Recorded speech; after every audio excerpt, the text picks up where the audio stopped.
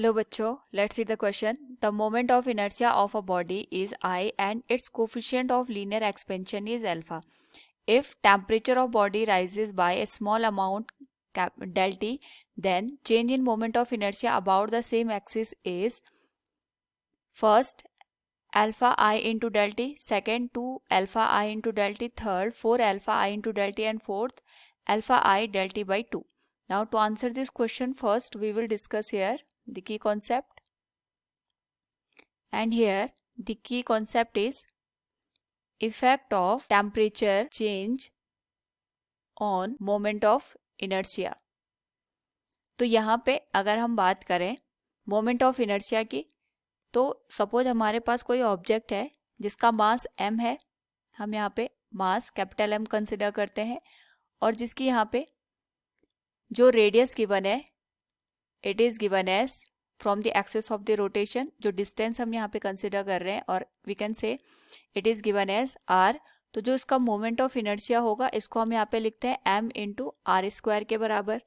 Now अगर हम यहाँ पे सपोज टेम्परेचर को चेंज कर रहे हैं तो टेम्परेचर को चेंज करने से जो हमारे पास ये r है इसकी वैल्यू में चेंज आएगा और r की वैल्यू में चेंज आने के करस्पॉन्डिंग हमारे पास जो मोमेंट ऑफ इनर्शिया होगा ये भी चेंज हो जाएगा. So we can write here after the change in temperature of del T, new radius will be, जो हमारे पास यहाँ पे न्यू रेडियस है इसको हम r डैश कंसिडर करते हैं यहाँ पे.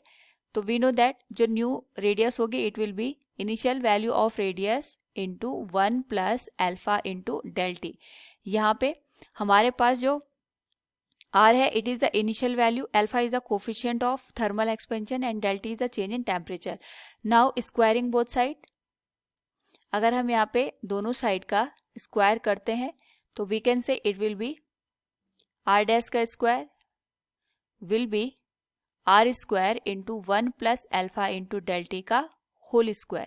तो यहाँ पे we can use r dash का square will be R square, A plus B का होल स्क्वायर हम यूज कर सकते हैं. It will be 1 plus alpha square into del T का square plus 2 into alpha into del T.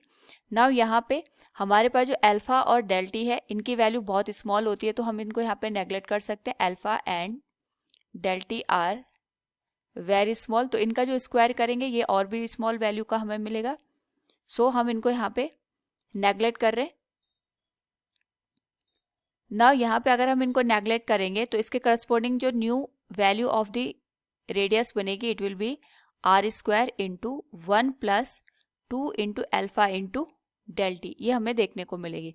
So we can से इसको हम इक्वेशन नंबर फर्स्ट लिख सकते हैं यहाँ पे new value of moment of inertia it will be I equals M into R dash का स्क्वायर, और जो आई की वैल्यू होगी इसको हम यहाँ पे आई ना लिख के आई डैश लिख लेते हैं ताकि जो न्यू वैल्यू है वो हमें पता चले. It will be M into R dash की जो वैल्यू है it will be R square into 1 plus 2 into alpha into del T हो जाएगी. नाउ यहाँ पे आई डैश की जो वैल्यू है we can write it will be M R square plus 2 into M into R square alpha into del T. ये हमारे पास equation number second बनेगी. सो यहाँ पे अगर हम change in moment of inertia निकालना चाहते हैं so it will be change in moment of inertia will be I dash minus I.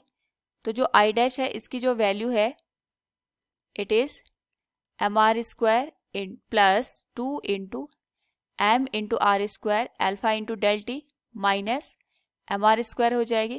तो एम आर स्क्वायर से एम आर स्क्वायर कैंसिल हो गया और ये हो जाएगा हमारे पास 2 into M R square alpha into del T. तो जो एम आर स्क्वायर है it is the value of the moment of inertia. So दो change in moment of inertia del I से हम इसको रिप्रेजेंट करते हैं. It will be 2 into I into alpha into del T. It will be the final answer. So from the given question we can से here The change in moment of inertia about the same axis will be 2 alpha I into del t. Option second will be the correct one. Hope all you understood it. Thank you and best of luck.